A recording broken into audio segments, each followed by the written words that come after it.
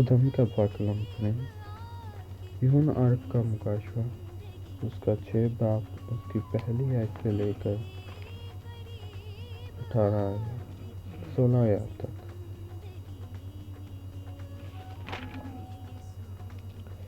پھر میں نے دیکھا کہ بحر نے ان 7 مہروں میں سے ایک کو کھولا، اور ان 4 جانداروں میں سے ایک کی گرج کی سی یہ آواز سنی کہ آ!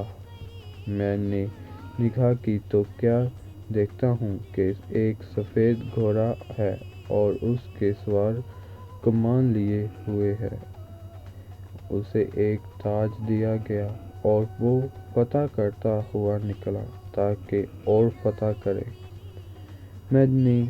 اور جب اس نے دیکھا دوسری مہر کھولی تو میں نے دوسرے جاندار کو یہ کہتے سنا کہ آ!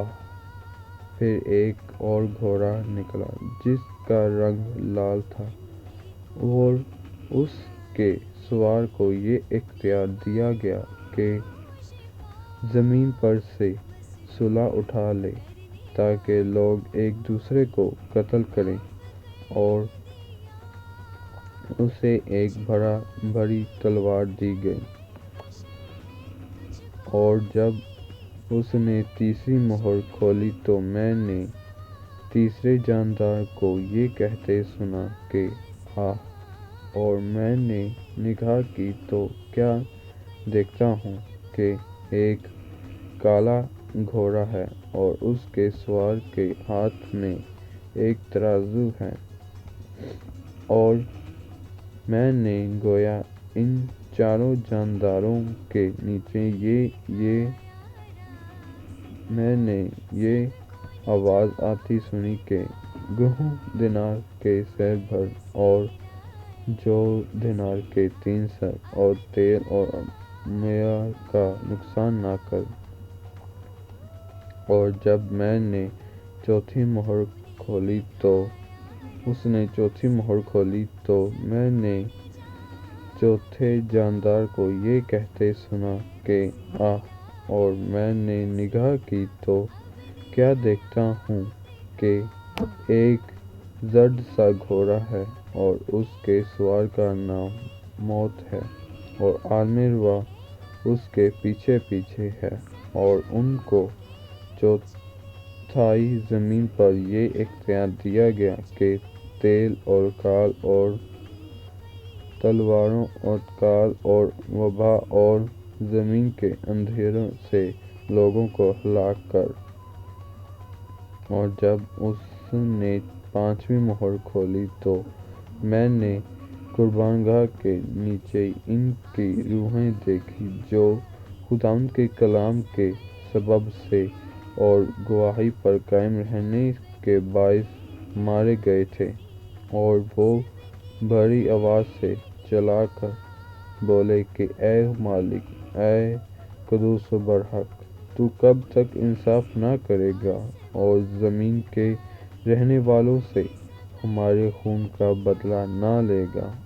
اور ان میں سے ہر ایک کو سفید جامہ دیا گیا، اور ان سے کہا گیا کہ اور تھوڑی مدت آرام کرو، جب تک کہ تمہارے ہم خدمت اور بھائیوں کا بھی شمار پورا نہ ہو لے جو تمہاری طرح قتل ہونے والے ہیں۔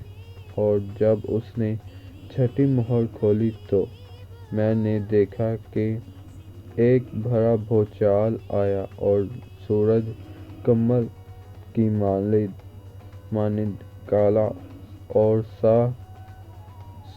چاند خون سا ہو گیا، اور آسمان کے ستارے اس طرح زمین پر گر پڑے کہ جس طرح زور کی آندھی سے ہل کر انجیر کے درخت سے کچے پھل گر پڑتے ہیں۔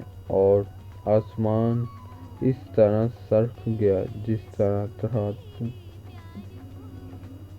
مکتوب لپیٹنے سے سرک جاتا ہے، اور ہر ایک پہاڑ اور ٹاپو اپنی جگہ سے ٹل گیا۔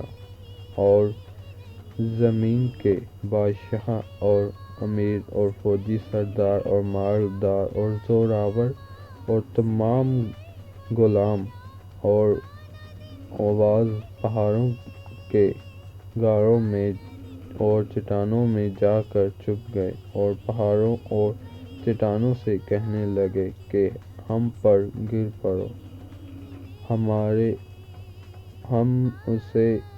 ہمیں اس کی نظر سے جو تخت پر بیٹھا ہوا ہے اور بڑھا کے غضب سے چھپا لو، کیونکہ اس کے غضب اور روز عظیم آ پہنچا ہے۔